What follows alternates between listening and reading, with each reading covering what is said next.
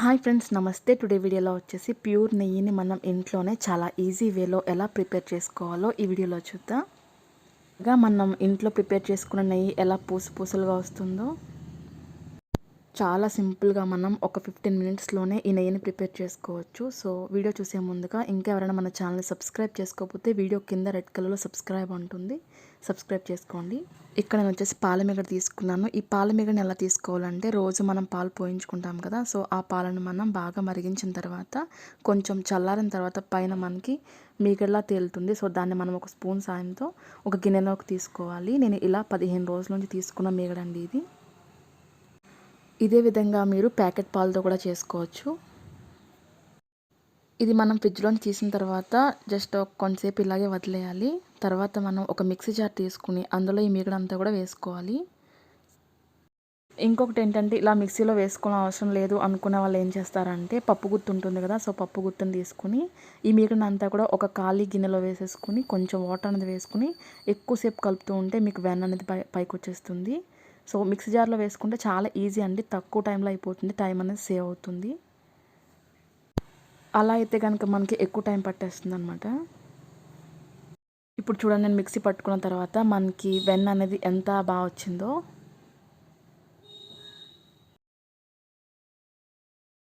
ఇప్పుడు ఇలా వచ్చిన వెన్ననంతా కూడా మనం ఇలా ఒక బౌల్లోకి తీసేసుకోవాలి. చూసారుగా ఎంత బాగా వచ్చిందో. అదే మీరు ఏదైనా పప్పు గుత్తితో కానీ లేకపోతే ఏమైనా చిక్కం లాంటివి ఉంటాయి కదా, సో దాంతో ట్రై చేశారంటే మీకు ఎక్కువ టైం అనేది పడుతుందన్నమాట. ఇలా మిక్సీలో వేసుకుని ఒక 2 తిప్పులు తిప్పుకుంటే సరిపోతుంది, చాలా ఈజీగా అయిపోతుంది.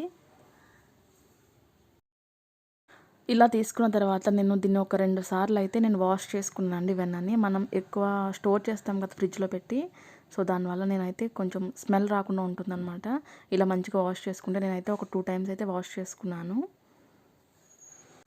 ఇలా వాష్ చేసుకున్న ఈ వెన్నని ఇప్పుడు నేను ఇలా ఒక కడాయిలోకి తీసుకుంటున్నాను. మీరు నెయ్యి ఎందులో కాచుకోవాలనుకుంటున్నారో సో అందులోకి అయితే తీసేసుకోండి. మనం ఈ వెన్నని ఫ్రిడ్జ్లో పెట్టుకుని స్టోర్ చేసుకుని మనం ఏదైనా స్వీట్స్లో యూస్ చేసుకోవచ్చు. లేదు అంటే ఇలా నెయ్యిలా కరిగించేసుకోవచ్చు. ఇప్పుడు స్టవ్ ఆన్ చేసుకుని మనం స్టవ్ మీద పెట్టేసుకుందాం ఈ గిన్నెను. ఇప్పుడు మనం స్టవ్ని సిమ్లో పెట్టి నెయ్యి అనేది కాచుకోవాలి. అప్పుడప్పుడు మధ్యలో తిప్పుకుంటూ ఉండండి, ఏదైనా గట్టి పెట్టి, లేదంటే అడుగంటేస్తుంది అనమాట. సరిగా మనకి వెన్న అంతా కూడా ఎలా కరుగుతుందో.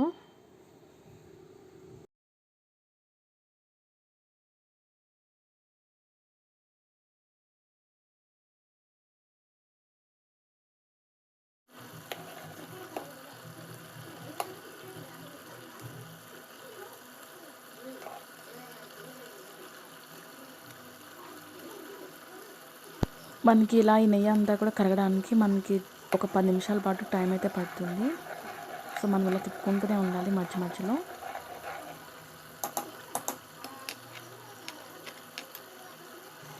పది నిమిషాల తర్వాత చూసారుగా మనకి నెయ్యి అన్నది రెడీ అయింది. ఇంకా మనం కొంచెం గోల్డెన్ కలర్ వచ్చే వరకు దీన్ని మనం హీట్ చేసుకుంటూనే ఉండాలి.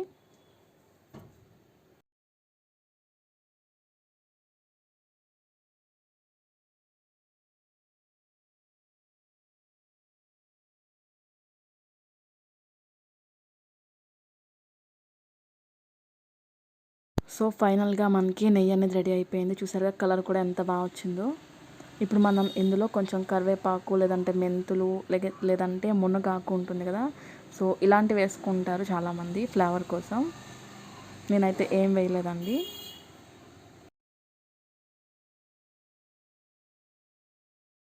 ఇప్పుడు మనం స్టవ్ ఆఫ్ చేసేసుకుని ఈ నెయ్యి కొంచెం చల్లారిన తర్వాత ఇలా స్ట్రైనర్తో మనం ఫిల్టర్ చేసుకోవాలి.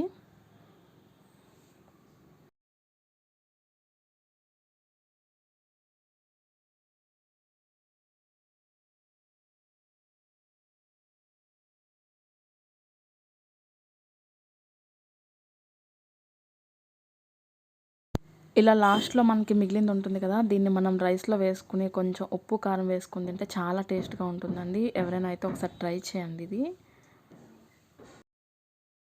చూసారుగా మనకి ప్యూర్ నెయ్యి అనేది రెడీ అయింది. ఈ వీడియో కనుక నచ్చినట్లయితే ఒక లైక్ చేయండి ఫ్రెండ్స్. కొత్త వాళ్ళు ఎవరైనా మన ఛానల్ చూస్తున్నట్లయితే మరిన్ని వీడియోస్ కోసం ఇప్పుడే మన ఛానల్ సబ్స్క్రైబ్ చేసుకోండి. Thank you so much for watching. See you the next video.